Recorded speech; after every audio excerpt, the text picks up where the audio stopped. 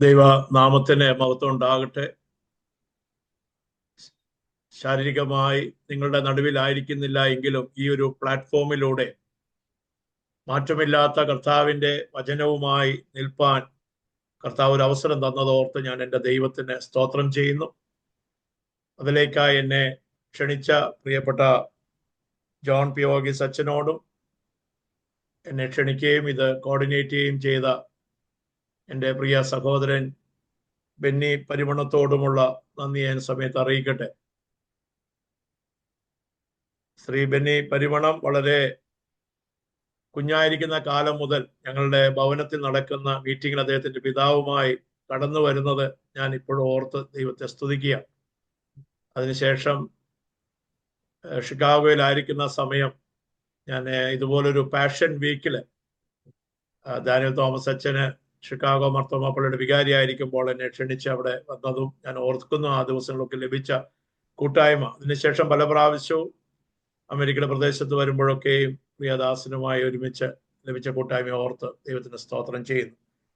പ്രിയപ്പെട്ട ജോൺ അച്ഛനുമായി ലഭിച്ച ഈ കൂട്ടായ്മയെക്കാട്ടി ഞങ്ങൾ നന്ദി പറയുന്നു. ഇന്ന് ഈ രാത്രിയിലെ ദൈവവചനം അല്ലെങ്കിൽ നിങ്ങളുടെ അവിടെ ഈ പകൽക്കാലമുള്ള ദൈവവചനം സമയത്തിനും കാലത്തിനും സ്ഥലത്തിനും അതീതമായി വ്യാപരിക്കുന്ന ദൈവിക ശക്തി നമ്മെ ഓരോരുത്തരെയും കർത്താവിൻ്റെ വരവിനായി ഒരുക്കട്ടെ. അനുഗ്രഹിക്കപ്പെട്ട ഒരു ക്രിസ്തീയ ജീവിതം നയിപ്പാൻ ശക്തീകരിക്കട്ടെ. പ്രത്യേകിച്ച് പ്രിയപ്പെട്ട അച്ഛൻ മധ്യസ്ഥ പ്രാർത്ഥനയിൽ ഓർത്തതുപോലെ ദൈവസനി നമ്മൾ കഴിക്കുന്ന ചില യാഗങ്ങൾക്ക് അത് ദൈവത്തിന് പ്രസാദകരമായ ഒരു യാഗമായി, അതൊരു നന്മയായി, അനുഗ്രഹമായി കർത്താവ് ഒരു വിടുതലായി നമുക്ക് എല്ലാവർക്കും തീർക്കട്ടെ. ഈ നോമ്പിന്റെ കാലയളവിൽ കർത്താവിൻ്റെ ക്രൂശുമരണത്തെയും ഉയർത്തെഴുന്നേൽപ്പിനെയും ധ്യാനിക്കുന്ന ഈ വേളകളിൽ അത് നമ്മുടെ ജീവിതത്തിന്റെ ഒരു അനുഷ്ഠാനമായി മാറുവാൻ, ഒരു ജീവിത ശൈലിയായി മാറുവാൻ തമ്പുരാനെ സഹായിക്കണമേ എന്നുള്ളൊരു പ്രാർത്ഥനയോടുകൂടെ നമുക്ക് ദൈവവചന ശുശ്രൂഷയിലേക്ക് പ്രവേശിക്കാം. നാം വായിച്ച വേദഭാഗം എബ്രായർക്കെഴുതിയ ലേഖനം 10-ാം അധ്യായം 37-ാം വാക്യം മുതൽ 11-ാം അധ്യായത്തിന്റെ 16-ാം വാക്യം വരെ നമ്മൾ വായിച്ചു കേട്ടു. ആ ഭാഗത്ത് നിന്ന് ചിന്തിപ്പാൻ ഞാൻ ആഗ്രഹിക്കുന്നു. എന്നാൽ വീണ്ടും അതിന്റെ 37, 10-ാം അധ്യായത്തിന്റെ 37, 38 വാക്യങ്ങൾ വായിക്കുവാൻ ആഗ്രഹിക്കുകയാണ്. ഇനി എത്രയും അല്പകാലം കഴിഞ്ഞിട്ട് വരുവാനുള്ളവൻ വരും, താമസിക്കുകയുമില്ല. എന്നാൽ എൻ്റെ നീതിമാൻ വിശ്വാസത്താൽ ജീവിക്കും. എന്നാൽ എൻ്റെ നീതിമാൻ വിശ്വാസത്താൽ ജീവിക്കും. My righteous one will live by faith. പ്രാർത്ഥിക്കാം. ഞങ്ങളുടെ ദൈവമായ കർത്താവേ, ഇങ്ങനെ ഒരു കൂടിവരവും ദൈവസന്നിധിയിലുള്ള ഒരു ആരാധനയും നീ ഞങ്ങൾക്ക് നൽകി തന്നതിനാൽ ഞങ്ങൾ നിന്നെ സ്തുതിക്കുക. കർത്താവെ, ഇങ്ങനെയുള്ള ഒരു വെർച്വൽ പ്ലാറ്റ്ഫോമിലൂടെ കർത്താവ് ഞങ്ങൾ ഒരുമിച്ച് വരുമ്പോൾ കർത്താവ് തന്നെ സകലത്തെ നിയന്ത്രിക്കണം. കാലത്തിനും സമയത്തിനും സ്ഥാനത്തിനും അതീതമായി വ്യാപരിക്കുന്ന ഒരു ദൈവകൃപയുടെ വ്യാപാരം, ഒരു പരിശുദ്ധാത്മാവിന്റെ ശക്തി ഞങ്ങൾ ഒരുമിച്ച് അനുഭവിപ്പാനും കർത്താവ് ഞങ്ങൾ ഒരുമിച്ച് കൂടിയിരുന്ന് ധ്യാനിക്കുമ്പോൾ ലഭിക്കുന്നതിനേക്കാൾ അപ്പുറമായ ഒരു ദൈവ സാന്നിധ്യം അനുഭവിപ്പാനിടയാക്കും. അത് ഞങ്ങൾക്ക് അനുഗ്രഹത്തിന് മുഖാന്തരമാക്കണം, വിടുതലിന് മുഖാന്തരമാക്കി തീർക്കണം. കർത്താവെ, പ്രത്യേകിച്ച് ഞങ്ങൾ വായിച്ച വേദഭാഗത്തിനായി സ്തോത്രം. മാറ്റമില്ലാത്ത വചനത്തെ അടിയന്റെ ബലഹീനമായ അതരത്തിലൂടെ പരിശുദ്ധാത്മാവ് കടത്തിവിടുമ്പോൾ അത് കർത്താവെ പ്രസംഗിക്കുന്ന അടിയനും കേൾക്കുന്ന ഞങ്ങൾക്കും നന്മയ്ക്കും അനുഗ്രഹത്തിനും മുഖാന്തരമാക്കി തീർക്കണം. ക്രൂശിന്റെ മറവിൽ അടിയനെ മറയ്ക്കണം. പിതാക്കന്മാരുടെ വാഗ്ദത്തത്തെ നീ ഓർക്കണം. മാനവും മഹത്വത്തോടെ നടക്കണം. യേശുവിന്റെ നാമത്തിൽ അപേക്ഷിക്കുന്നു, കൃപയോടെ കേൾക്കുമാറാകണമേ. ആമേൻ. Be prepared, the Lord is coming soon. വാസ്തവത്തിൽ ഈ ഒരു ടൈറ്റിൽ ഞാൻ ചൂസ് ചെയ്യുമ്പോൾ ഒരുപക്ഷെ നാം പ്രതീക്ഷിക്കുന്ന വിധത്തിൽ കർത്താവിന്റെ രണ്ടാമത്തെ വരവിനെ കുറിച്ചുള്ള ഒരു ഡീറ്റെയിൽസിൽ പോകാനല്ല ഞാൻ താല്പര്യപ്പെടുന്നത്. അതിന് പല കാരണങ്ങളുണ്ട്. പലപ്പോഴും കർത്താവിന്റെ രണ്ടാമത്തെ വരവിനെ കുറിച്ച് പ്രത്യേകമായി അത് പ്രതിപാദിച്ചിട്ടുള്ളതായ വെളിപ്പാട് പുസ്തകമൊക്കെയും ധ്യാനിക്കുമ്പോൾ അതിൻ്റെയൊക്കെ ഒരു ഇന്റർപ്രിട്ടേഷൻസിന് പലരും പല വിധത്തിലൊക്കെയും ട്രാൻസ്ലേറ്റ് ചെയ്യുന്നു, ഇന്റർപ്രറ്റ് ചെയ്യുന്നു, അതിന്റെ ഡീറ്റെയിൽസിലേക്ക് പോകുന്നു. പലവിധമായ ഡോക്ട്രിൻസ് ഉണ്ട്. മിലനിയം, എ മിലനിയം, പോസ്റ്റ് മില്ലനിയം, അങ്ങനെ പല വിധത്തിലുള്ളതായ ഓരോ വിഷയങ്ങൾ. എന്നാൽ അതിനേക്കാൾ ഉപരിയായി അതെങ്ങനെയായിരിക്കും, എപ്പോഴായിരിക്കും, എങ്ങനെയായിരിക്കും, ഏത് വിധത്തിലായിരിക്കും എന്നുള്ളതിനേക്കാൾ അപ്പുറമായി ഞാനും നിങ്ങളും വിശ്വസിക്കേണ്ടതും മനസ്സിലാക്കേണ്ടതുമായ ഏറ്റവും വലിയ സത്യം, നിശ്ചയമായും കർത്താവ് വാഗ്ദത്തം ചെയ്തതുപോലെ താൻ മടങ്ങി വരും. കർത്താവിന്റെ മടങ്ങി വരവ് വളരെ വ്യക്തമാണ്, അത് ഉറപ്പുള്ളതാണ്. അതാണ് വിശ്വാസിയുടെ പ്രത്യാശ. അപ്പോൾ അതിന്റെ ഡീറ്റെയിൽസിനേക്കാൾ അതെപ്പോഴാണ്, എങ്ങനെയാണ് എന്ന് ശിഷ്യന്മാർ ചോദിക്കുമ്പോൾ അത് നിങ്ങളുടെ വിഷയമല്ല, അത് എൻ്റെ വിഷയമാണ്, അല്ലെങ്കിൽ എൻ്റെ പിതാവിന്റെ വിഷയമാണ് എന്ന് പറഞ്ഞതിന് ശേഷം അവർക്ക് നൽകുന്ന ചില കൽപ്പനകളുണ്ട്. അങ്ങനെയാണെങ്കിൽ ഞാനും ഈ ദിവസങ്ങളിൽ ചിന്തിക്കുവാനായിട്ട് ആഗ്രഹിക്കുന്നത്, നിശ്ചയമായും അതിനേക്കാൾ അപ്പുറമായി എന്തുകൊണ്ടായിരിക്കണം, അല്ലെങ്കിൽ കർത്താവിന്റെ ഈ വരവുമായിട്ട് ബന്ധപ്പെട്ട് ഞാനും നിങ്ങൾ ഒരുങ്ങേണ്ടത് എങ്ങനെയാണ്. അതുകൊണ്ടാണ് ഈ ഒരു ടൈറ്റിൽ എടുത്തത്, how to be prepared. Be prepared, the Lord is coming soon. And the emphasis should be given to that. We are very sure, whether we interpret in the right way or the wrong way, we can be sure of the second coming of the Lord. അതിന് യാതൊരു മാറ്റമില്ല. എന്നാൽ അതിനേക്കാൾ കൂടുതൽ emphasis, കർത്താവ് മടങ്ങി വന്നു, അവന്റെ രാജ്യം സ്ഥാപിക്കുമ്പോൾ, when we enter into the consummation of the kingdom of God, ദൈവരാജ്യത്തിന്റെ ഒരു പരിസമാപ്തിയിലേക്ക് പ്രവേശിക്കുമ്പോൾ, ആ പ്രവേശനം എനിക്ക് സാധ്യമാണോ, അതിനുവേണ്ടി ഞാൻ ഒരുങ്ങിയിട്ടുണ്ടോ എന്നുള്ളതായിരിക്കണം ഈ കാലഘട്ടത്തിൽ. പ്രത്യേകിച്ച് ഞാനിത് നോമ്പിന്റെ കാലയളവും കൂടെ ആയതുകൊണ്ടാണ് ഞാൻ ഈ വിഷയം തിരഞ്ഞെടുത്തിരിക്കുന്നത്. അതുകൊണ്ട് ആ വിഷയവുമായി ബന്ധപ്പെട്ട് നമുക്ക് ചിന്തിപ്പാൻ നമുക്ക് ആരംഭിക്കാം. How to be prepared. നമ്മളിവിടെ വായിച്ചല്ലോ, ഇത് എബ്രായർക്ക് എഴുതിയ ലേഖനമാണ്.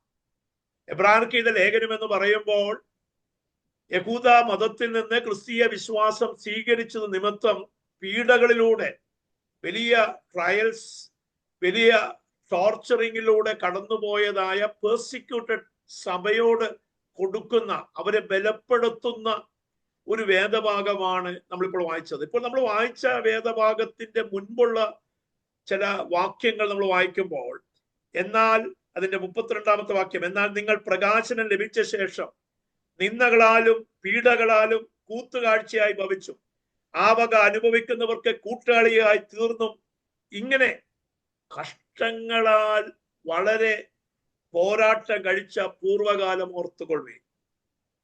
തടവുകാരോട് നിങ്ങൾ സഹതാപം കാണിച്ചതല്ലാതെ സ്വർഗത്തിൽ നിലനിൽക്കുന്ന ഉത്തമ സമ്പത്ത് നിങ്ങൾക്കുണ്ട് എന്നറിഞ്ഞ്, സ്വർഗത്തിൽ നിലനിൽക്കുന്ന ഉത്തമ സമ്പത്ത് നിങ്ങൾക്കുണ്ട് എന്നറിഞ്ഞ് സമ്പത്തുകളുടെ അപകാരവും സന്തോഷത്തോടെ സഹിച്ചുവല്ലോ. അതുകൊണ്ട് കാരണം ഈ വലിയ പ്രയാസങ്ങൾ, പീഡകൾ, കഷ്ടതകൾ അതെല്ലാം സഹിച്ചതായ ഒരു സഭയോട്, ഒരു വിശ്വാസ സമൂഹത്തോട് എബ്രായർക്ക് എഴുതിയ ലേഖനകർത്താവ് പറയുന്നു, അതുകൊണ്ട് നിങ്ങളുടെ ധൈര്യം, മഹാപ്രതിഫലമുള്ള നിങ്ങളുടെ ധൈര്യം തള്ളിക്കളയരുത്.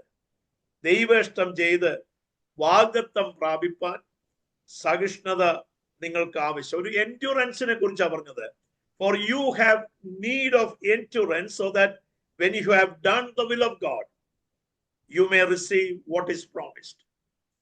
ഇത് ഇന്ന് നമുക്ക് ഇത് കേൾക്കുമ്പോൾ വലിയ പ്രയാസം തോന്നിക്കുന്നില്ല. കാരണം we are all living in a very comfort zone. വളരെ കംഫർട്ടബിൾ ആയിട്ട് നമ്മളൊക്കെ ആയിരിക്കുമ്പോൾ ഇതിന്റെ ഒരു ആവശ്യമോ ഇതിന്റെ തീവ്രതയോ നമ്മൾ മനസ്സിലാക്കാറില്ല.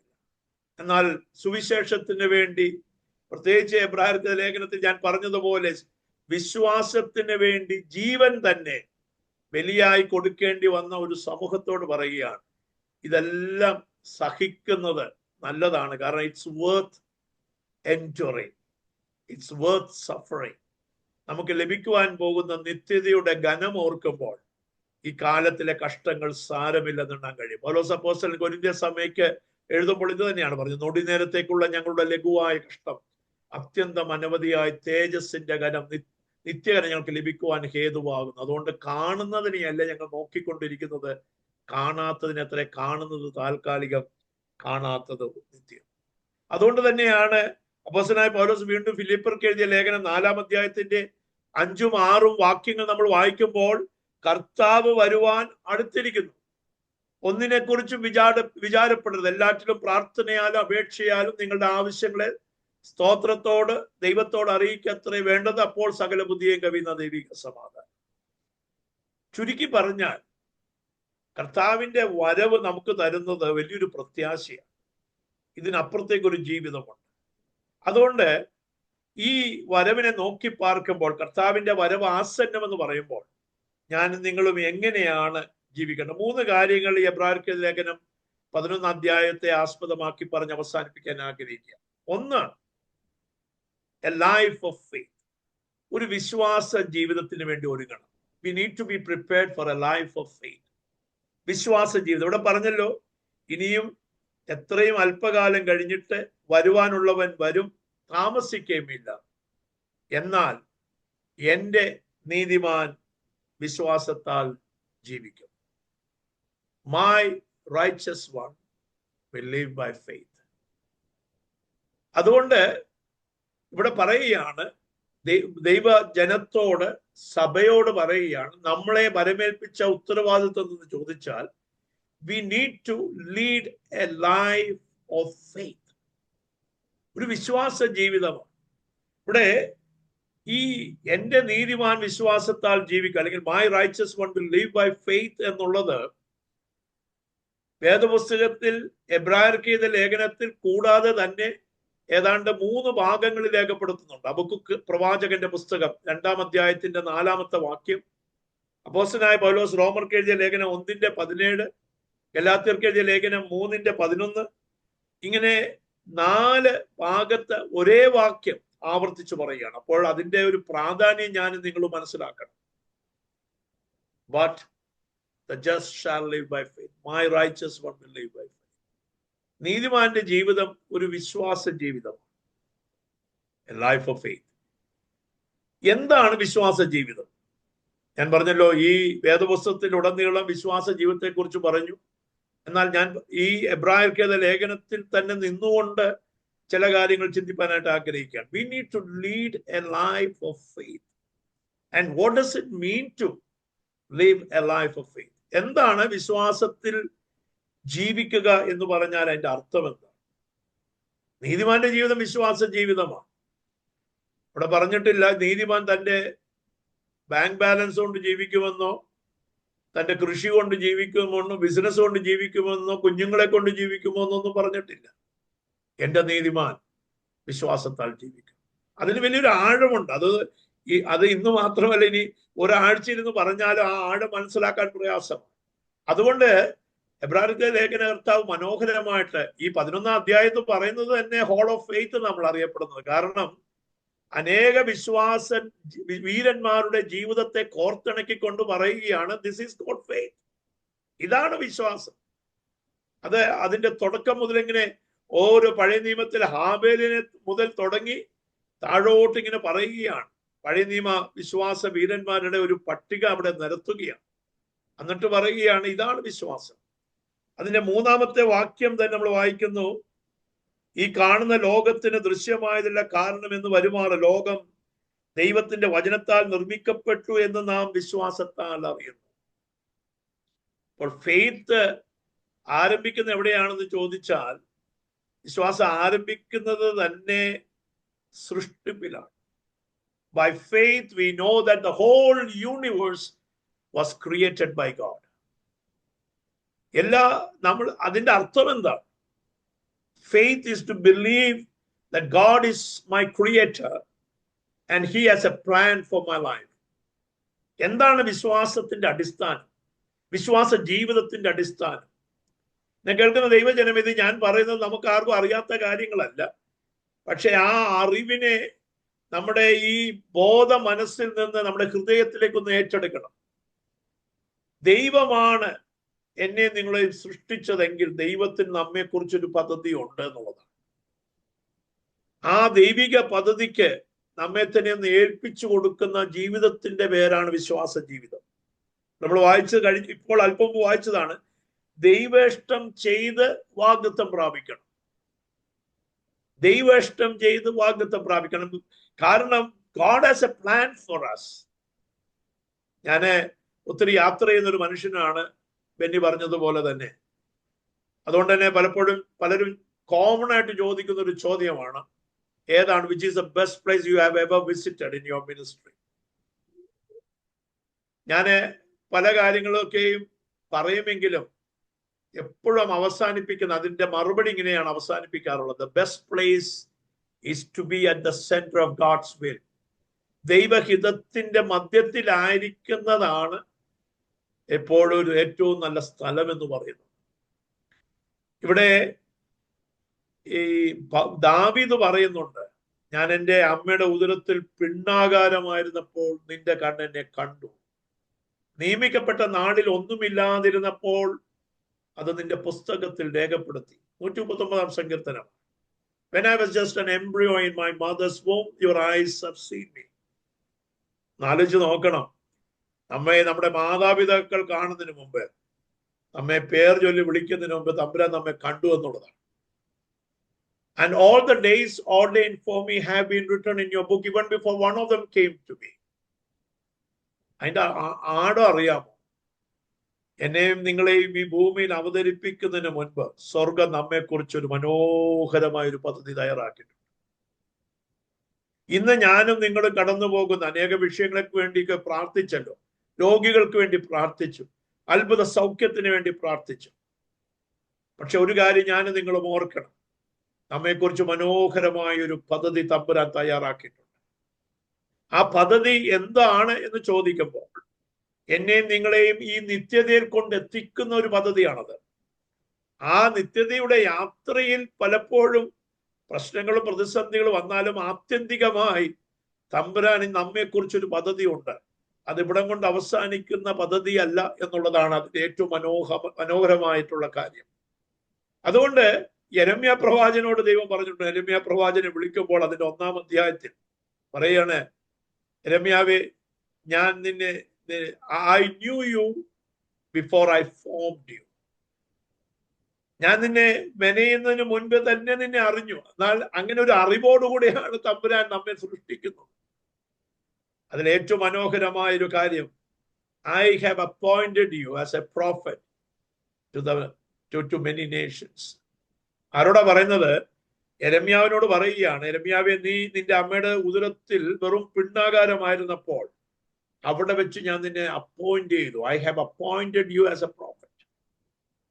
ആ ഭാഗം വായിക്കുമ്പോൾ ഞാൻ എൻ്റെ മനസ്സിൽ എപ്പോഴും ചിന്തിക്കും, അമ്മയുടെ ഗർഭത്തിൽ വെച്ച് തന്നെ ജോലി കിട്ടിയ ഒരു മനുഷ്യനുണ്ടെങ്കിൽ അത് യെരമ്യാവാണ്. അങ്ങനെയാണെങ്കിൽ ഇന്ന് ഈ ദിവസം ഞാനും എവിടെ ആയിരിക്കുന്നു അവിടെ നമ്മുടെ ഹൃദയങ്ങളിൽ ഒരു കാര്യം ഉറപ്പിക്കാം, ദൈവമേ, നിനക്ക് എന്നെക്കുറിച്ച് മനോഹരമായൊരു പദ്ധതി. ആ പദ്ധതി ദൈവം നിറവേറ്റുക തന്നെ ചെയ്യും. അതിന്റെ പേരാണ് വിശ്വാസം.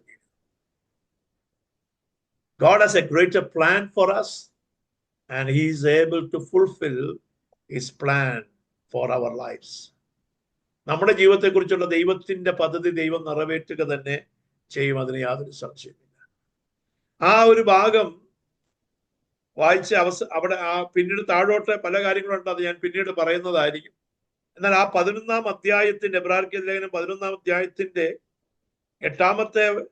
9-ാമത്തെ വാക്യം നമ്മളിങ്ങനെ വായിക്കുന്നു. വിശ്വാസത്താൽ അവൻ വാഗ്ദത്ത ദേശത്ത് ഒരു അന്യദേശത്ത് എന്ന പോലെ ചെന്ന് വാഗ്ദത്തത്തിന് കൂട്ടവകാശികളായ ഇസാക്കിനോടും യാക്കോബിനോടും കൂടെ കൂടാരങ്ങളിൽ പാർത്തുകൊണ്ട് ദൈവം ശില്പിയായി നിർമ്മിച്ചതും അടിസ്ഥാനമുള്ളതുമായ നഗരത്തിനായി കാത്തിരുന്നു. ഞാൻ പറഞ്ഞല്ലോ, what does it mean to live by faith? Faith is to believe that God is my creator and he has a plan for my life. എന്നാൽ ആ വിശ്വാസത്തിന്റെ ഒരു കൺസ്യൂമേഷൻ എന്താണെന്ന് ചോദിച്ചാൽ, ഇപ്പോൾ നമ്മൾ വായിച്ച വേദഭാഗമാണ്. എന്താണ് വിശ്വാസ ജീവിതം? Faith is to live for eternity. നിത്യതയ്ക്ക് വേണ്ടി, അല്ലെങ്കിൽ നമ്മൾ ഇന്നത്തെ നമ്മുടെ ഒരു ടൈറ്റിൽ അനുസരിച്ചാണെങ്കിൽ കർത്താവിന്റെ വരവിന് വേണ്ടി ഒരുങ്ങുന്ന, അനേകരെ ഒരുക്കുന്ന ജീവിതത്തിന്റെ പേരാണ് വിശ്വാസ ജീവിതം. ഇവിടെ നമ്മളൊരു കാര്യം ചിന്തിക്കണം. By faith Abraham lived in the promised land like a foreigner, like a sojourner. ആരാണ് താമസിക്കുന്നതിനെ കുറിച്ച് പറഞ്ഞത്? വിശ്വാസത്താൽ അബ്രഹാമും ഇസഹാക്കും യാക്കോബും. അവരെവിടെയാണ് പാർത്തുകൊണ്ടിരുന്നത്? അവര് വാഗ്ദത്ത ദേശത്താണ്, കനാൻ ദേശത്താണ് അവർ പാർത്തത്. പക്ഷേ ദൈവവചനം വളരെ വ്യക്തമായും ശക്തമായും പ്രതിപാദിക്കുന്ന ഒരു വിഷയമാണ്. ആ വാഗ്ദത്ത ദേശത്ത് അബ്രഹാമും ഇസഹാക്കും യാക്കോബും അവന്റെ തലമുറയും ഒരു അന്യദേശത്തെന്ന പോലെ ഒരു ഫോറിനറായി, ഒരു പരദേശിയായി ജീവിച്ചു. എന്റെ ചോദ്യം ഇതാണ്: പഴയ നിയമ കാലഘട്ടത്തിൽ ദൈവം തന്നെ വാഗ്ദത്തം ചെയ്ത കനാൻ ദേശത്ത് അല്ലെങ്കിൽ വാഗ്ദത്ത ദേശത്ത് അബ്രഹാമും ഇസഹാക്കും യാക്കോബും ഒരു പരദേശിയെ പോലെ കൂടാരങ്ങളിൽ പാർത്തെങ്കിൽ, എന്നെ കേൾക്കുന്ന ദൈവജനമേ, ഈ പുതിയ നിയമ കാലഘട്ടത്തിൽ ഞാനും നിങ്ങളും എത്രത്തോളം ഈ ഭൂമിയിൽ പരദേശികളായി ജീവിക്കേണ്ടതാണ്. അതൊരു നിഴലായി കാണാൻ അബ്രഹാമിനും ഇസാക്കിനും യാക്കോബിനും കഴിഞ്ഞെങ്കിൽ, എത്രത്തോളം ഈ പുതിയ നിയമത്തിൽ ഞാനും നിങ്ങളും അധിവസിക്കുന്ന ഈ ഭൂമിയും എനിക്കും നിങ്ങൾക്കും തന്നിട്ടുള്ള ഈ ജീവിതത്തിന്റെ കാലഘട്ടവും ഒരു പരദേശി മോക്ഷയാത്രയായി കാണേണ്ടതല്ലേ? ആ വലിയ താല്പര്യത്തോടും ആവേശത്തോടും കർത്താവിനെ നോക്കിക്കൊണ്ട് നിത്യതയിൽ ആക്കാക്കിക്കൊണ്ട് നമ്മൾ ജീവിക്കേണ്ടതല്ലേ? എന്തുകൊണ്ടാണ് നമ്മുടെ വലിയ പ്രശ്നങ്ങൾ എന്ന് ഞാൻ ചോദിച്ചാൽ, പലപ്പോഴും നമ്മൾ നമ്മുടെ മുൻപിലെ വിഷയങ്ങളെ ഈ ലോകത്തിൽ മാത്രം ഒതുക്കിക്കൊണ്ട് അതിനെ നോക്കിക്കാണുന്നതിന്റെ പ്രശ്നങ്ങളാണ്. അതുകൊണ്ട് എന്നെ കേൾക്കുന്ന ദൈവജനമേ, ഞാനും നിങ്ങളും എത്രത്തോളം കർത്താവിന്റെ വരവിന് വേണ്ടി കാത്തിരിക്കേണ്ടതാണ്. അതിന്റെ താഴത്തെ വാക്യം തന്നെ ഇവിടെ ഇങ്ങനെ പറയുന്നു, ഇവർ എല്ലാവരും, അതിന്റെ 13-ാമത്തെ വാക്യം, ഇവരെല്ലാവരും വാഗ്ദത്തം നിവൃത്തി പ്രാപിക്കാതെ ദൂരത്ത് നിന്ന് അത് കണ്ട് അഭിവന്ദിച്ചു. ഭൂമിയിൽ തങ്ങൾ അന്യരും പരദേശികളും എന്ന് ഏറ്റു പറഞ്ഞുകൊണ്ട് വിശ്വാസത്തിൽ മരിച്ചു. പഴയ നിയമ കാലഘട്ടത്തിലാണ് അബ്രഹാം പറയുകയാണ് അത് വിശ്വാസത്തിൽ മരിച്ചു എന്ന് മാത്രമല്ല, ഇങ്ങനെ പറയുന്നവർ ആരാ? ഇവര് അബ്രഹാമും ഇസാക്കും യാക്കോബും ഒരു പിതൃദേശം അന്വേഷിക്കുന്നു എന്ന് കാണിക്കുന്നു. അവർ വിട്ടുപോകുന്നതിനെ ഓർത്തുവെങ്കിൽ മടങ്ങിപ്പോകുവാൻ അവർക്ക് ഇട ഉണ്ടായിരുന്നുവല്ലോ. അവരോ അധികം നല്ലതിനെ, സ്വർഗീയമായതിനെ തന്നെ കാംക്ഷിച്ചിരുന്നു. Praise the Lord. കേൾക്കുന്ന ദൈവജനമേ, ഞാൻ പറയുന്നത് വളരെയധികം ശ്രദ്ധയോടെ കേൾക്കണം. പഴയ നിയമ കാലഘട്ടത്തിൽ അവരെ വിളിച്ച് അവരെ ഇറക്കിക്കൊണ്ടുവന്ന ദൈവം ഒരു വാഗ്ദത്തം കൊടുത്തു. ഞാൻ നിങ്ങളെ ഒരു വാഗ്ദത്ത ദേശമുണ്ട്, ഒരു പ്രോമിസ്ഡ് ലാൻഡ് ഉണ്ട്, അവിടെ കൊണ്ടാക്കുമെന്ന് പറഞ്ഞു. ആ പ്രോമിസ്ഡ് ലാൻഡിൽ അവരെ കൊണ്ട് എത്തിച്ചു.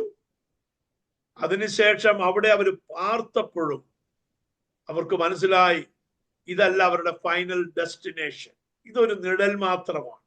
ഇതിനേക്കാൾ അപ്പുറമായി തമ്പുരാൻ അവർക്ക് വേണ്ടി ഒരുക്കിയ, ദൈവം ശില്പിയായി നിർമ്മിച്ചതും അടിസ്ഥാനമുള്ളതുമായ ഒരു നഗരമുണ്ട് എന്ന് അവര് വിശ്വസിച്ചുകൊണ്ട് ജീവിച്ചു എങ്കിൽ, ആ ജീവിച്ചപ്പോൾ അവർ പറയുകയാണ് അവർക്ക് മടങ്ങിപ്പോകാൻ, അവർ പഴയതിനെയാണ് ഓർത്തെങ്കിൽ മടങ്ങിപ്പോകാൻ ഇഷ്ടംപോലെ സമയമുണ്ടായിരുന്നു. എന്നാൽ അവർ സ്വർഗീയമായതിനെ കാക്ഷിച്ചിരുന്നു. അതുകൊണ്ട് ദൈവം ഒരു സ്റ്റേറ്റ്മെന്റ് അവസാനം പറയുന്നുണ്ട്. അതിന്റെ 16-ാമത്തെ വാക്യം, അവരോ അധികം നല്ലതിനെ, സ്വർഗീയമായതിനെ തന്നെ കാക്ഷിച്ചിരുന്നു. ആകയാൽ ദൈവം അവരുടെ ദൈവം എന്ന് വിളിക്കപ്പെടുവാൻ ലജ്ജിക്കുന്നില്ല.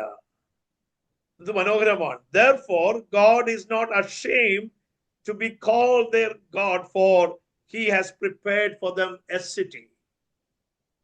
ദൈവം പറയുകയാണ്, ഇവിടെ ഇങ്ങനെ പറഞ്ഞാൽ അവൻ ലജ്ജിക്കുന്നില്ല. വേറൊരു അർത്ഥത്തിൽ പറഞ്ഞാൽ ദൈവം പറഞ്ഞു, എനിക്ക് ഒത്തിരി സന്തോഷമുണ്ട്, എനിക്ക് ഒത്തിരി അഭിമാനമുണ്ട്. എന്തിനാണ് അഭിമാനം എന്ന് പറയുമോ?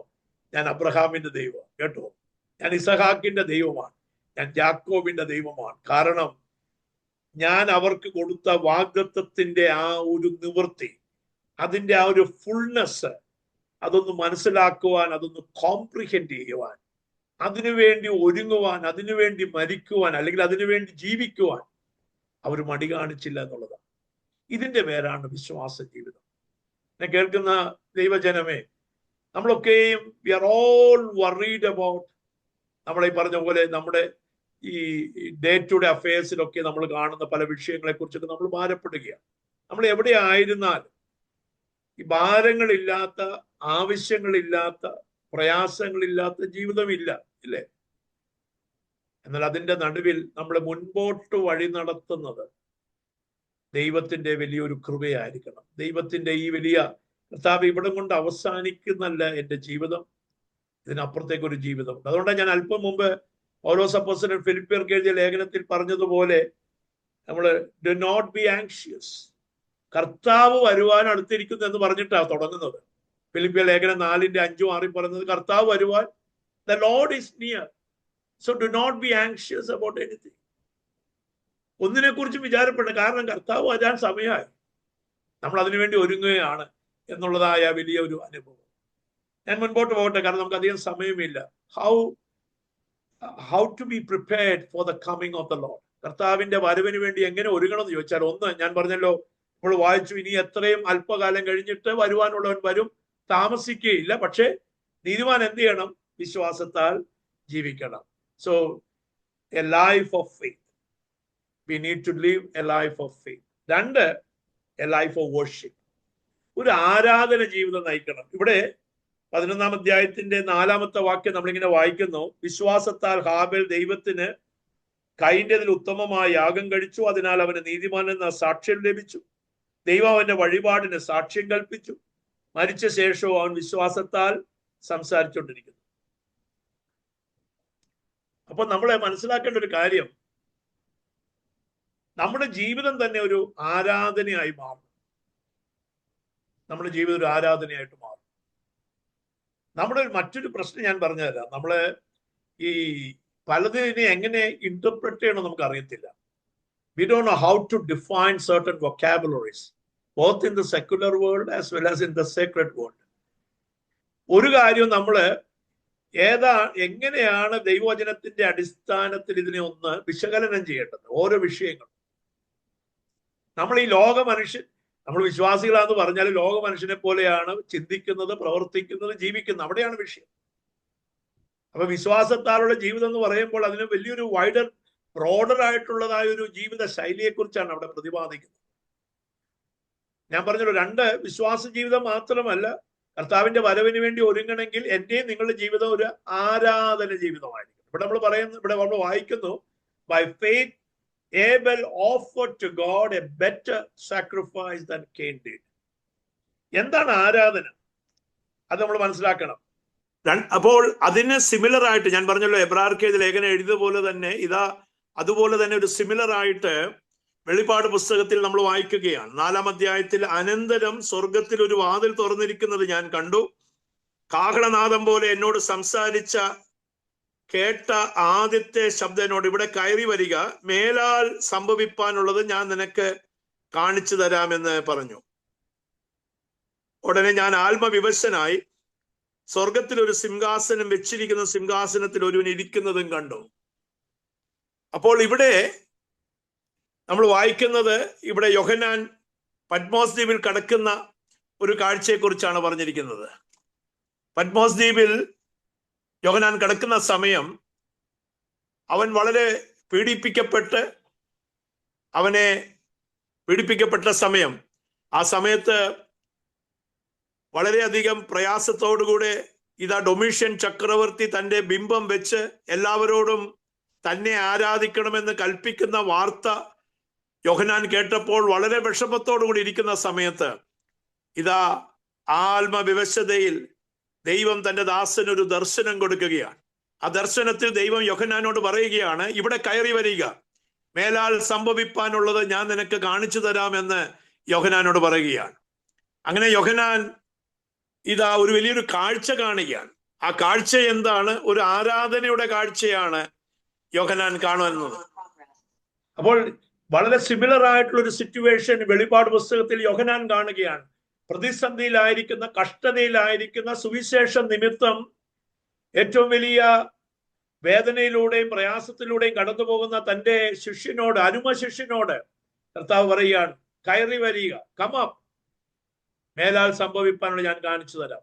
അവിടെ എന്താണ് കാണുന്നത്? അവിടെ ഒരു ആരാധനയാണ് കാണുന്നത്. സർവശക്തിയുള്ള കർത്താവായ ദൈവം പരിശുദ്ധൻ പരിശുദ്ധൻ പരിശുദ്ധൻ എന്ന് പറഞ്ഞുകൊണ്ട് എല്ലാ ഭാഷയിൽ നിന്നും, വംശത്തിൽ നിന്നും, ഗോത്രത്തിൽ നിന്നും, ജാതിയിൽ നിന്നും തന്റെ രക്തത്താൽ വിലക്ക് വാങ്ങിയവർ ദൈവത്തെ ആരാധിക്കുന്ന ഒരു കാഴ്ച അവിടെ കാണുക. അതന്നെ അതിന്റെ ഒരു ആരാധനയുടെ പല പല ക്യാരക്ടറിസ്റ്റിക്സ് അവിടെ കാണാനായിട്ട് സാധിക്കും. Why do we worship God, how do we worship God, where do we worship God എന്നുള്ളതായ പല വിധത്തിലുള്ള ഓരോ കാര്യങ്ങൾ അവിടെ വെളിപ്പെടുത്തുന്നുണ്ട്. പക്ഷെ അതിലേക്ക് ഞാൻ ഇപ്പോൾ പ്രവേശിക്കുന്നില്ല. എന്നാൽ എബ്രായർക്കേത് ലേഖനത്തിലേക്ക് തിരിച്ചു വരാം. അവിടെ ഹാബേൽ ദൈവത്തിന് കൈൻ്റെതിലും ഉത്തമമായ യാഗം കഴിച്ചു. ഞാൻ പറഞ്ഞല്ലോ, the Lord is coming, be prepared എന്ന് പറയുമ്പോൾ we need to lead a life of faith, we need to lead a life of worship. എന്നാൽ എന്താണ് ആരാധന? ഞാൻ നേരത്തെ പറഞ്ഞതുപോലെ നമ്മൾ പലപ്പോഴും ഈ ആരാധന അല്ലെങ്കിൽ വിശ്വാസം ഇതെല്ലാം ഡിഫൈൻ ചെയ്യുന്നതിൽ പരാജയപ്പെടാറുണ്ട്. കാരണം we always make, or most of the times we make a distinction between secularism and sacredness. ചിലതിനെ ലൗകികമെന്നും ചിലതിനെ ആൽബികമെന്നുള്ളതായ ഒരു വേർതിരിവ് നമ്മളെപ്പോഴും കാണിക്കാനായിട്ട് ശ്രമിക്കാറുണ്ട്. ചിലത് ലൗകികം, ചിലത് ആൽബികം. ഞാനിപ്പോൾ നിങ്ങളോട് പറയട്ടെ, ഞാൻ നിങ്ങളോട് ഇങ്ങനെ പ്രസംഗിച്ചുകൊണ്ടിരിക്കുമ്പോൾ ഇതൊരു ലൗകികമായ ഒരു ശുശ്രൂഷയാണോ, അല്ലെങ്കിൽ ഇതൊരു ആൽബികമായ ഒരു ജീവിത ശൈലിയാണോ, അല്ലെങ്കിൽ ശുശ്രൂഷയാണോ എന്ന് ചോദിച്ചാൽ ഒട്ടും സമയമെടുക്കാതെ നിങ്ങൾക്ക് പറയാനായിട്ട് സാധിക്കും, this is certainly a sacred act because you are preaching the word of God. എന്നാൽ when I preach the word of God, I am actually fulfilling the responsibility that God has bestowed upon my life. I'm actually fulfilling my responsibility as an evangelist. ആ ഒരു ഉത്തരവാദിത്വം ഞാൻ നിറവേറ്റുമ്പോൾ, ഒരു സുവിശേഷകന്റെ ദൗത്യം ഞാൻ നിറവേറ്റുമ്പോൾ, ആ ദൗത്യത്തെ നോക്കിക്കൊണ്ട് നിങ്ങൾ പറയുന്നു this is A secret act. എന്നാൽ എൻ്റെ വ്യക്തിത്വത്തിൽ ദൈവം വിവിധങ്ങളായ ഉത്തരവാദിത്വങ്ങൾ നൽകിയിട്ടുണ്ട്. എൻ്റെ ഭവനത്തിൽ എൻ്റെ മാതാപിതാക്കൾക്ക് ഞാൻ ഒരു മകനാണ്, എൻ്റെ ഭാര്യയ്ക്ക് ഞാനൊരു ഭർത്താവാണ്, എൻ്റെ കുഞ്ഞുങ്ങൾക്ക് ഞാൻ അവരുടെ പിതാവാണ്, എൻ്റെ അയൽപക്കക്കാർക്ക് ഞാൻ അവരുടെ നെയ്ബറാണ്, എൻ്റെ സഹവിശ്വാസികളെ സംബന്ധിച്ചിടത്തോളം, എൻ്റെ ഇടവകയിലെ സംബന്ധിച്ചിടത്തോളം ഞാൻ അവരുടെ കൂട്ടുവിശ്വാസിയാണ്. എൻ്റെ ചോദ്യം ഇതാണ്, when I fulfill the other responsibilities that God has bestowed upon my life, what would you call it? Would you call it as a secular thing or a sacred act? ഇവിടെയാണ് വിഷയം. നമ്മൾ ഈ രണ്ട് വേർതിരിവ്, ഇപ്പൊ പള്ളിയിൽ നമ്മളിങ്ങനെ ഒരുമിച്ച് കൂടി ഒരു ഫാസ്റ്റിംഗ് പ്രെയർ ഈ ലെന്റ് സീസണിൽ ഇങ്ങനെ നടത്തുമ്പോൾ, അല്ലെങ്കിൽ 5th സാറ്റർഡേ നടത്തുമ്പോൾ, നമ്മൾ ഇതിനെ നിശ്ചയമായും ഇതൊരു ആത്മീകമാണ്. ഒന്ന്, നമ്മൾ പള്ളിക്കകത്താണ്. രണ്ട്, നമ്മൾ പാടുകയും പ്രാർത്ഥിക്കുകയും ദൈവവചനം വായിക്കുകയൊക്കെ ചെയ്യും. അതുകൊണ്ട് ഇത് നിശ്ചയമായും ഒരു സേക്രഡ് ആക്റ്റാണ്. പക്ഷേ എന്നെ കേൾക്കുന്ന ദൈവജനമേ, ഈ ദേവാലയം വിട്ട് ഭവനത്തിൽ ചെല്ലുമ്പോൾ നിങ്ങൾക്ക് ദൈവം ഒരു വിശ്വാസി എന്നുള്ളത് പോലെ തന്നെ മറ്റു ചില ഉത്തരവാദിത്തങ്ങൾ നമ്മുടെ ജീവിതത്തിൽ നൽകിയിട്ടുണ്ടല്ലോ.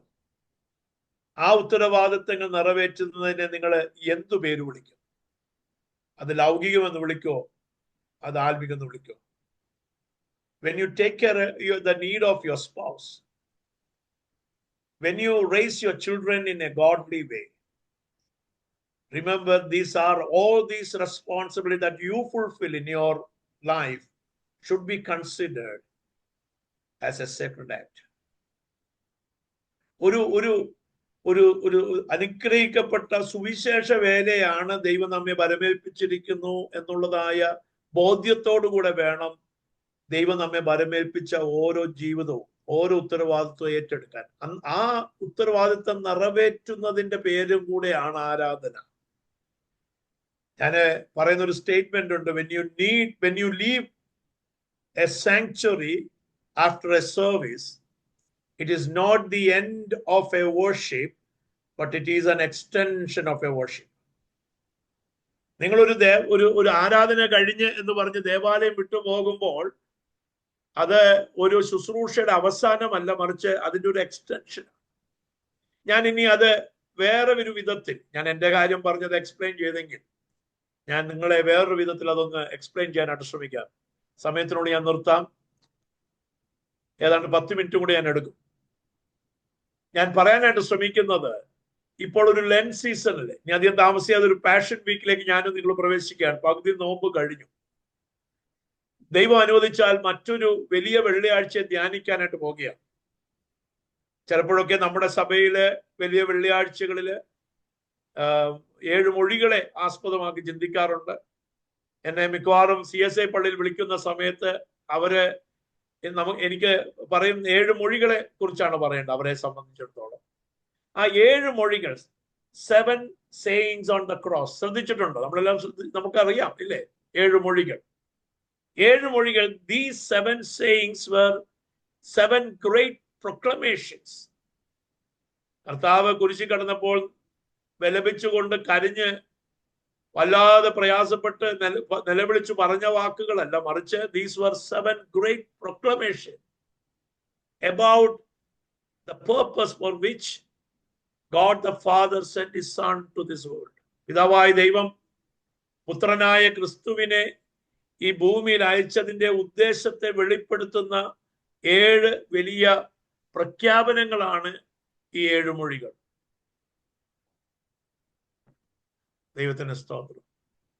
അതിൽ ആദ്യത്തെ മൊഴികൾ, പിതാവേ ഇവർ ചെയ്യുന്നത് എന്തെന്നറിയായികയാൽ ഇവരോട് ക്ഷമിക്കണമേ. Forgive them for they do not know what they are doing. അത് പാപമോചനത്തെ കുറിച്ചുള്ള വലിയ പ്രഖ്യാപനമാണ്. രണ്ടാമത്തെ പ്രഖ്യാപനം കള്ളനോട് പറയുകയാണ്, today you will be with me in the paradise. ഇന്ന് നീ എന്നോടുകൂടെ പറുദീസായിലിരിക്കും. So second proclamation was about the assurance of eternity. So first proclamation or first saying was about the forgiveness of sin, and the second proclamation was about the assurance of eternity. എന്നാൽ മൂന്നാമത്തെ proclamation അറിയാമോ? അത് തന്റെ പ്രിയ ശിഷ്യൻ യോഹന്നാനെയും തന്റെ പ്രിയ മാതാവിനെയും ചേർത്ത് നിർത്തിക്കൊണ്ട് പറയുന്ന വാക്കുകളാണ്. അമ്മയോട് പറഞ്ഞു, സ്ത്രീയെ ഇതാ നിന്റെ മകൻ. യോഹന്നാനോട് പറഞ്ഞു ഇതാ നിന്റെ അമ്മ. ഞാന് എൻ്റെ മനസ്സിൽ ഇങ്ങനെ ചിന്തിച്ചു, ഈ ക്രൂശ് മരണം സകല മാനവർക്കു വേണ്ടി ഒരിക്കലായി എന്നേക്കുമായിട്ടുള്ള ഈ പരമയാഗം നടക്കുമ്പോൾ എന്തിനാണ് പെട്ടെന്ന് വീട്ടുകാര്യത്തെ കുറിച്ച് പറഞ്ഞത്?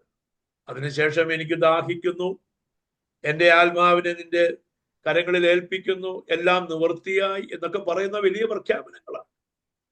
എന്നാൽ അതിനു മുമ്പ് ഇവിടെ ഇതാ ഒരു വീട്ടിൽ ഇതാ നിന്റെ അമ്മ, ഇതാ നിന്റെ മകൻ എന്ന് പറയുന്ന ഒരു കൊച്ചു കാര്യം, അത് നേരത്തെ യോഹന്നാനോട് പറഞ്ഞു വെക്കേണ്ടതല്ലേ? നേരത്തെ അമ്മയോട് പറഞ്ഞു വെക്കേണ്ടതല്ലേ? ആ കുരിശിൽ കടക്കുമ്പോൾ ഈ വലിയ പ്രഖ്യാപനങ്ങളുടെ കൂട്ടത്തിൽ ഇതൊരു പ്രഖ്യാപനം തന്നെയാണോ എന്നൊക്കെ ചിന്തിക്കാമല്ലോ. എന്നാൽ എന്നെ കേൾക്കുന്ന ദൈവജനമേ, എനിക്ക് ദൈവത്തിന്റെ ആത്മാവ് ബോധ്യപ്പെടുത്തിയ ഒരു സത്യമുണ്ട് അതിന്റെ പിന്നിൽ. പിതാവായ ദൈവം, ശ്രദ്ധിച്ചു കേൾക്കണം, പിതാവായ ദൈവം പുത്രനായ ക്രിസ്തുവിന്റെ പാപമോചനം കൊടുക്കുന്ന ശുശ്രൂഷയെ ഒരു യാഗമായി സ്വീകരിച്ചതുപോലെ, നിത്യതയുടെ ഉറപ്പ് കൊടുക്കുന്ന ശുശ്രൂഷയെ ഒരു യാഗമായി സ്വീകരിച്ചതുപോലെ, പിതാവായ ദൈവം പുത്രനെ ഈ ഭൂമിയിൽ പരമേൽപ്പിച്ചതായ ഉത്തരവാദിത്വങ്ങൾ, പ്രത്യേകിച്ച് മാതാവിനോടുള്ള ഉത്തരവാദിത്വങ്ങൾ നിറവേറ്റുന്ന ശുശ്രൂഷയെ ഒരു യാഗമായി സ്വീകരിച്ച ഒരു സ്വർഗസ്ഥനായ പിതാവുണ്ട്. ഇതൊരു വലിയ മെസ്സേജ് നമുക്ക് നൽകിയ, ഞാൻ നേരത്തെ പറഞ്ഞ ആരാധനയുമായിട്ടുള്ള ബന്ധത്തിൽ ഞാൻ അത് ചിന്തിക്കുക. നിശ്ചയമായും ഞാൻ നേരത്തെ പറഞ്ഞതുപോലെ സെക്കുലർ എന്നോ സേക്രഡ് എന്നോ ഒരു വിശ്വാസിയെ സംബന്ധിച്ചിടത്ത് വ്യത്യാസമില്ല പ്രിയരെ. ഒരു വിശ്വാസിയെ സംബന്ധിച്ചിടത്തോളം everything is Sacred. When I spend a qualitative time with my children, I consider it as a worship to the living God. ഞാന് വാസ്തവം പറഞ്ഞാല് ഈ മെയ് മാസം 1-ാം തീയതി എനിക്ക് ലാറ്റിൻ അമേരിക്കയിൽ ഒരു മിനിസ്ട്രിക്ക് എന്നെ വിളിച്ചിട്ടുണ്ട്. ഞാൻ അവിടെ വരുന്നുണ്ട്, പരാഗ്വേയില് ഒരു കോൺഫറൻസിന് വേണ്ടി. എന്നാൽ ആ കോൺഫറൻസ് 1-ാം തീയതി ആരംഭിക്കുന്നു. എൻ്റെ കുഞ്ഞുങ്ങൾക്കൊക്കെയും 3 പേര്, 2 പേര് ഇപ്പോൾ ജോലിയിൽ ജസ്റ്റ് കയറി, ഒരാള് പഠിക്കുന്നു. അവരുടെ ഒരു വെക്കേഷൻ ഒരു ടൈമാണ് അവര് പറഞ്ഞിരിക്കുന്നത്. ആ മെയ് 1st വീക്ക് അവരെന്നോട് ചോദിച്ചു, അപ്പ ഒന്ന് എക്സ്റ്റെൻഡ് ചെയ്യാൻ പറ്റുമോ? അപ്പേ ഞങ്ങൾക്ക് എല്ലാവർക്കും നമുക്ക് എല്ലാവർക്കും ഒരുമിച്ച് കിട്ടുന്ന ഒരു സമയമല്ലേ. ഞാൻ ആ ഓർഗനൈസേഴ്സിനെ വിളിച്ചിട്ട് പറഞ്ഞു, ഞാൻ പറഞ്ഞത് ഇങ്ങനെയാണ്, I cannot come if you organise this conference on the 1st week of May. ഞാൻ അവരോട് വിളിച്ചു പറഞ്ഞു, ഞാൻ വരണമെങ്കിൽ മെയ് 1st വീക്ക് കഴിഞ്ഞ് 7th വേണമെങ്കിൽ എനിക്ക് ലാൻഡ് ചെയ്യാം എന്നുള്ള രീതി ഞാൻ പറയുക. അതനുസരിച്ച് അവരിപ്പോൾ ക്രമീകരിച്ചുകൊണ്ടിരിക്കുന്നു. പണ്ടൊക്കെ ഞാൻ ചിന്തിച്ചില്ല. പണ്ട് ഞാൻ ചിന്തിച്ചിരുന്നത് തെറ്റായിട്ടാണ്. നിങ്ങൾ അമേരിക്കക്കാരായതുകൊണ്ട് ഞാൻ അല്പം നിങ്ങൾക്ക് പിന്നെയും മനസ്സിലാകും. ഇവിടെ താമസിക്കുന്ന മലയാളികൾക്ക് മനസ്സിലാകുമെന്ന് അറിയത്തില്ല. അപ്പോൾ ഉടനെ എന്നെ കുറ്റപ്പെടുത്തും. ദൈവത്തെക്കാൾ വലുതാണോ കുടുംബം? ഇല്ലേ? ദൈവം തന്ന ശുശ്രൂഷയ്ക്ക് പ്രയോറിറ്റി അങ്ങനെ കൊടുത്ത് ഓടിയ കാലങ്ങളുണ്ട്. ഞാൻ ചിന്തിക്കുന്നുണ്ട് അതൊക്കെ. അത് ചിലപ്പോഴൊക്കെ ചിന്തിക്കും, എന്നെ ഒരു കുറ്റബോധം കൊണ്ടുവരാറുണ്ട്. കാരണം ഞാൻ പുൾപിറ്റിൽ ഇരുന്ന് കർത്താവിനെ പ്രസംഗിക്കുമ്പോൾ എൻ്റെ ആ ശുശ്രൂഷയെ തമ്പുരാൻ മാനിക്കുന്നെങ്കിൽ ഞാൻ പൂർണ്ണമായിട്ട് വിശ്വസിക്കുന്നു, ദൈവം എന്നെ ഭൂമിയിൽ ഏൽപ്പിച്ച ചില ഉത്തരവാദിത്തങ്ങളുണ്ട്. ഒരു ഭർത്താവിന്റെ ഉത്തരവാദിത്തം, ഒരു പിതാവിന്റെ ഉത്തരവാദിത്തം, ഒരു മകന്റെ ഉത്തരവാദിത്തം. ഞാൻ പൂർണ്ണമായിട്ട് വിശ്വസിക്കുന്നു, അനുഗ്രഹിക്കപ്പെട്ട ഒരു കുടുംബജീവിതം നയിക്കുന്നത് ഒരു ശുശ്രൂഷയാണെന്ന് നിങ്ങൾ ഈ പ്രഭാതത്തിൽ ഒന്ന് തിരിച്ചറിയണം കേട്ടോ. നല്ലൊരു ഭർത്താവായിരിക്കുന്നത്, നല്ലൊരു ഭാര്യയായിരിക്കുന്നത്, നല്ലൊരു പിതാവായിരിക്കുന്നത്, നല്ലൊരു മാതാവായിരിക്കുന്നത്, നല്ല മക്കളായിരിക്കുന്നത് തമ്പുരാന്റെ മുൻപിൽ ഒരു ആരാധനയുടെ ജീവിതം. അതുകൊണ്ട് ആരാധന 2 പാട്ട് പാടുന്നതിന്റെ പേരല്ല ആരാധന, പ്രാർത്ഥിക്കുന്നതിന്റെ പേര് മാത്രമല്ല ആരാധന, മറിച്ച് കൃപയോടുകൂടെ തമ്പുരാൻ വരമേൽപ്പിച്ച ഉത്തരവാദിത്തെ അതിന്റെ സാങ്ക്ടിറ്റിയോടുകൂടെ നിറവേറ്റുന്നതിന്റെ പേരാണ് ആരാധന, വർഷിപ്പ്. ഇവിടെ പറഞ്ഞല്ലോ, by faith Abel offered to God A better sacrifice than cane did. ഞാൻ ചിലപ്പോഴൊക്കെ ചിന്തിക്കും, 4 വാക്യങ്ങളിലാണ് ആ യാഗത്തെക്കുറിച്ച് ഒന്ന് എക്സ്പ്ലെയിൻ ചെയ്യുന്നത്. അതുകൊണ്ട് തന്നെ എന്തുകൊണ്ട് ഹാബേലിന്റെ ആരാധന കൈനേക്കാളും ബെറ്ററായി എന്നുള്ളത് ചിലപ്പോൾ നമുക്ക് ചിന്തിക്കാൻ പ്രയാസം. അത് എക്സ്പ്ലെയിൻ ചെയ്യാൻ എനിക്കിപ്പോ സമയമില്ല. ഞാൻ അവസാനം അതുകൊണ്ട് ഞാൻ എന്നാലും ഒരു കാര്യം പറയാം. ഹാബേലിന്റെ ആരാധന അല്ലെങ്കിൽ ആ യാഗം കണ്ടപ്പോൾ നമ്മൾ വായിക്കുന്ന ഇങ്ങനെയാണ്, ദൈവം ഹാബേലിലും അവന്റെ യാഗത്തിലും പ്രസാദിച്ചു. ഒരു കാര്യം ഓർക്കണം, ദൈവം ഹാബേലിന്റെ യാഗത്തിൽ പ്രസാദിക്കുന്നതിന് മുൻപേ ഹാബേലിൽ പ്രസാദിച്ചു. He was pleased with Abel. അപ്പോൾ അതുകൊണ്ട് ഞാൻ ആ ഭാഗം വിടുകയാണ്. എങ്ങനെയുള്ള ജീവിതമാണ് നയിക്കേണ്ടത് ഞാൻ പറഞ്ഞല്ലോ. B prepared, the Lord is coming. How to be prepared? Be prepared. Lead a life of faith, lead a life of worship. അവസാനം ഒരു കാര്യം കൂടെ പറഞ്ഞ് ഞാൻ അവസാനിപ്പിക്കാം. Lead a life of witness, ഒരു സാക്ഷ്യമുള്ള ജീവിതം. നമ്മളിവിടെ അപ്പോസ്തല പ്രവൃത്തികൾ 1-ാം അധ്യായത്തിന്റെ 6-ാമത്തെ വാക്യത്തിൽ കർത്താവ് സ്വർഗാരോഹണം ചെയ്യുന്നത്, നമ്മൾ ലെൻ സീസൺ കഴിഞ്ഞു, അത് കഴിഞ്ഞ് ലെൻ സീസണിൽ വരുന്നു, പാഷൻ വീക്കിലേക്ക് വരുന്നു, ഗുഡ് ഫ്രൈഡേ, അത് കഴിഞ്ഞ് ഈസ്റ്റർ, അത് കഴിഞ്ഞ് കർത്താവിന്റെ റിസറക്ഷൻ, ഈസ്റ്റർ റിസറക്ഷൻ ഡേ, അത് കഴിഞ്ഞ് നമ്മൾ ചിന്തിക്കുന്ന ഒരു ഭാഗമാണല്ലോ കർത്താവിന്റെ അസെൻഷൻ. അവിടെ 6-ാമത്തെ വാക്യത്തിൽ ഒരുമിച്ച് കൂടിയിരുന്നപ്പോൾ അവർ, ശിഷ്യന്മാർ, അവനോട്, കർത്താവെ, നീ ഇസ്രായേലിന് ഈ കാലത്തിലോ രാജ്യം യഥാസ്ഥാനപ്പെടുത്തി കൊടുക്കുന്നത്. അപ്പോൾ ഇവരുടെ ചോദ്യമാണ്, Lord, will you at this time restore the kingdom to Israel? എന്തായിരുന്നു കർത്താവിന്റെ മറുപടി? അതിന്റെ ടൈമിനെ കുറിച്ചൊന്നും കർത്താവ് പറഞ്ഞില്ല. കർത്താവ് പറഞ്ഞിങ്ങനെ ഉള്ളൂ.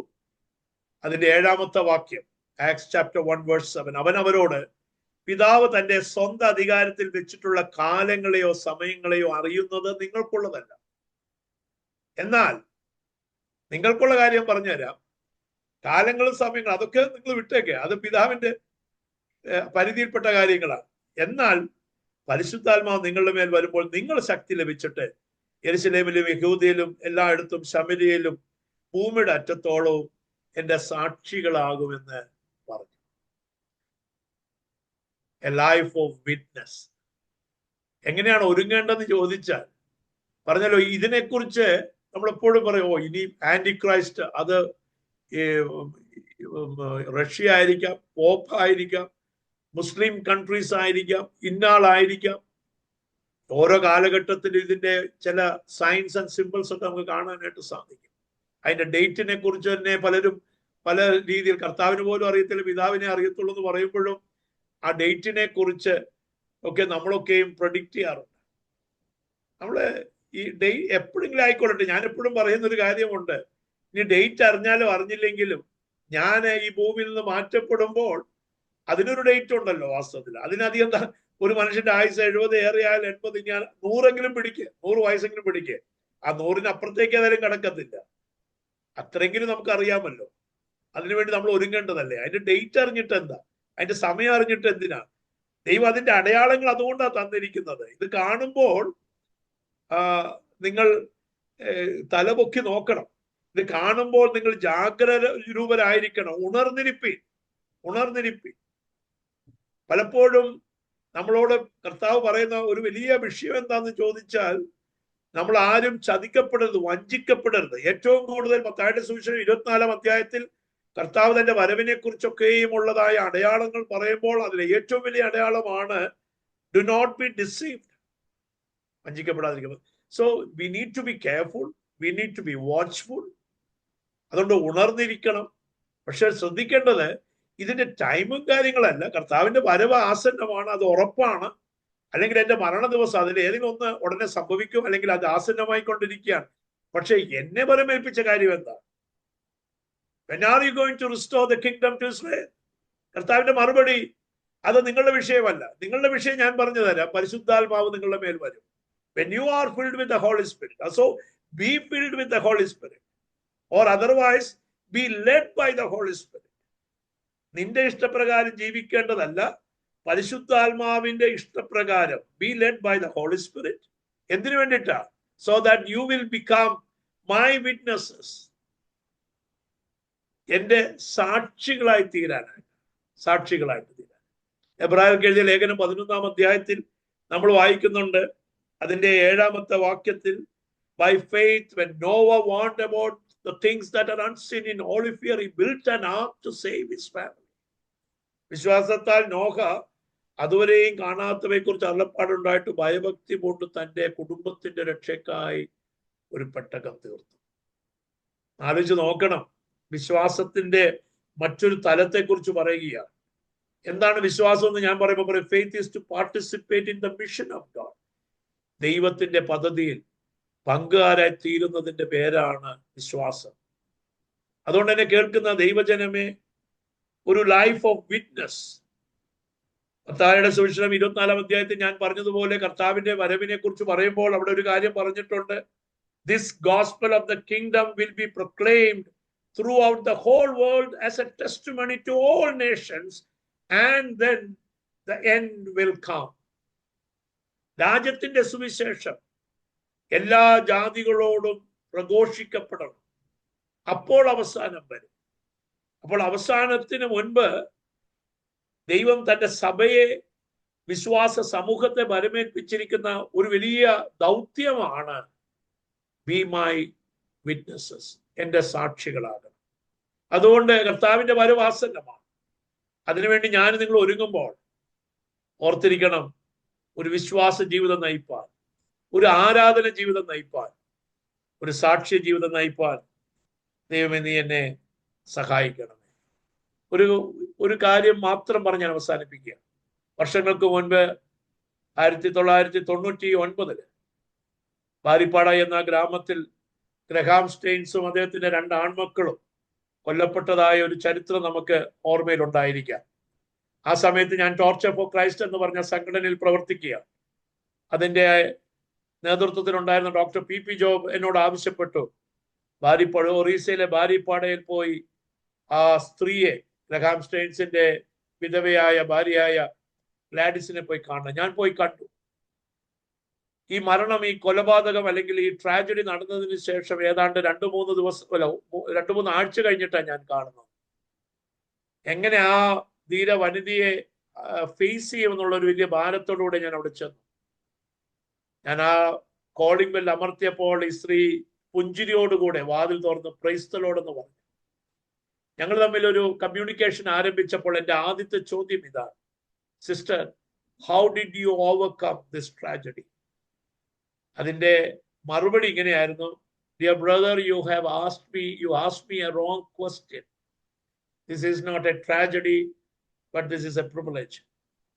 ഇതൊരു ദുരന്തമല്ല, ഇതൊരു പദവിയാണ്. കാരണം ഭാരതത്തിൽ സുവിശേഷത്തിന് വേണ്ടി വളമായി തീരുവാൻ 3 ജീവിതങ്ങളെ ദൈവം നോക്കിക്കൊണ്ടിരിക്കുമ്പോൾ ഈ 3 ജീവിതങ്ങൾ വേറെ ഏതെങ്കിലും ഭവനത്തിൽ പോകാതെ ഈ 3 ജീവിതങ്ങളും എൻ്റെ ഭവനത്തിൽ നിന്ന് എന്നെ ദൈവം തിരഞ്ഞെടുത്തു.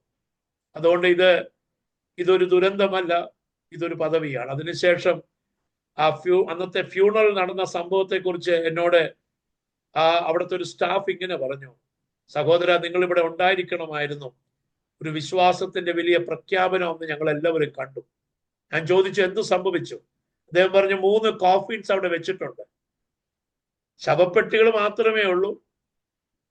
there was not even a single face to give the last kiss. അവസാന ചുംബനം കൊടുക്കാൻ ഒരു മുഖം പോലും അവശേഷിച്ചിട്ടില്ലായിരുന്നു. കാരണം everything was consumed in to Ashes. എന്നാൽ ഫ്യൂണറൽ സർവീസ് ആരംഭിച്ചത് അവസാനിച്ചപ്പോൾ ഗ്ലാഡിസ് സ്റ്റെയിൻസ് എഴുന്നേറ്റ് നിന്നോട് പറഞ്ഞു, give me A minute, I want to sing a song. അവശേഷിക്കുന്ന ഏക മകൾ എസ്തറിനെ ചേർത്ത് പിടിച്ചുകൊണ്ട് കർത്താവിന്റെ ദാസി ഇങ്ങനെ ഒരു പാട്ടുപാടി, because he lives I can face tomorrow, because he lives all fear is gone and life is worth the living just because he lives. എന്നെ കേൾക്കുന്ന ദൈവജനമേ, നമ്മുടെയൊക്കെ ജീവിതത്തിന്റെ പ്രത്യാശ എന്താ? ഞാൻ നിങ്ങളും വീണ്ടും ഒരു ലെൻസ് സീസണിലേക്ക് വന്നുകൊണ്ടിരിക്കുന്നു. വീണ്ടും കർത്താവിന്റെ ക്രൂശ് മരണത്തെ ധ്യാനിക്കുമ്പോൾ, അവന്റെ ഉയർത്തെഴുന്നേൽപ്പിനെ ധ്യാനിക്കുമ്പോൾ, അവന്റെ 2ാമത്തെ വരവിന് വേണ്ടി ഞാനും നിങ്ങളും നോക്കി പാർക്കുമ്പോൾ നമ്മുടെ മനസ്സിൽ ഹൃദയം തുടിക്കുന്ന ഈ വലിയ അനുഭവം ഉണ്ടായിരിക്കണം. എൻ്റെ യേശു ജീവിക്കുന്നത് കൊണ്ട് എൻ്റെ ജീവിതത്തിന് അർത്ഥമുണ്ട്. എൻ്റെ യേശു ജീവിക്കുന്നത് കൊണ്ട് എനിക്ക് നാളെയെക്കുറിച്ച് ഭയമില്ല. എൻ്റെ യേശു ജീവിക്കുന്നത് കൊണ്ട് എൻ്റെ ജീവിതത്തിന് അർത്ഥമുണ്ട്. The life is worth the living just because he lives. ഈ ജീവിക്കുന്ന കർത്താവ് ഇനി അധികം താമസിയാതെ മടങ്ങി വരുമ്പോൾ അവനെ എതിരേൽപ്പാൻ നമുക്ക് ഒരുങ്ങാം പ്രിയരെ. ഒരു വിശ്വാസ ജീവിതം നയിക്കാം, ഒരു ആരാധന ജീവിതം നയിക്കാം, ഒരു സാക്ഷ്യ ജീവിതം നയിക്കാം. അതിന് ദൈവത്തിന്റെ പരിശുദ്ധാത്മാവ് നമ്മെ സഹായിക്കട്ടെ. പ്രാർത്ഥിക്കാം. ദൈവമായ കർത്താവെ, കേൾപ്പിച്ച് അനുഗ്രഹിക്കപ്പെട്ട വചനത്തിനായ സ്തോത്രം. കർത്താവെ, വചനം അനുസരിച്ച് കർത്താവെ ജീവിപ്പാണ് കൃപ തരണം. ഒരു വിശ്വാസ ജീവിതം നയിപ്പാൻ, ഞങ്ങളുടെ ജീവിതം തന്നെ ദൈവസന്നിധിയിൽ ഒരു യാഗമായി സമർപ്പിക്കുവാൻ, ഒരു ആരാധനയായി സമർപ്പിക്കുവാൻ, ഞങ്ങളെ വരമേൽപ്പിച്ച ഓരോ ഉത്തരവാദിത്വങ്ങൾ നിറവേറ്റുന്നത് ദൈവസന്നിധിയിൽ ഒരു ആരാധനയുടെ ഭാഗമാണ് എന്നുള്ളതായ ബോധ്യത്തോടു കൂടി ജീവിപ്പാൻ കർത്താവെ തരുന്ന ഓരോ ജീവിതത്തിന്റെ സന്ദർഭങ്ങളും ജീവിതത്തിന്റെ സാഹചര്യങ്ങളും കർത്താവിനെ ഉയർത്തുന്ന സാക്ഷ്യമുള്ള ജീവിതം നയിക്കേണ്ട ഒരു ആവശ്യമാണ് എന്നുള്ളതായ ഒരു ബോധ്യത്തോടു കൂടെ ഞങ്ങളുടെ കാലങ്ങൾ പോക്കുവാൻ ദൈവം ശില്പിയായി നിർമ്മിച്ചതും അടിസ്ഥാനമുള്ളതുമായ നഗരത്തിന് വേണ്ടി കാത്തിരിപ്പാൻ, നിത്യതയ്ക്ക് വേണ്ടി ഞങ്ങൾ ഒരുങ്ങുവാൻ, അനേകരൊരുക്കുവാൻ ദൈവം ഞങ്ങളെല്ലാവരെയും ഇവിടെ ഇടയാക്കണം. കർത്താവെ, ഈ പ്രത്യേക ഈ ഇടവകയെ ദൈവത്തിൽ സമർപ്പിക്കുന്നു. നേതൃത്വം കൊടുക്കുന്ന ബഹുമാനപ്പെട്ട അച്ഛനായ സ്തോത്രം.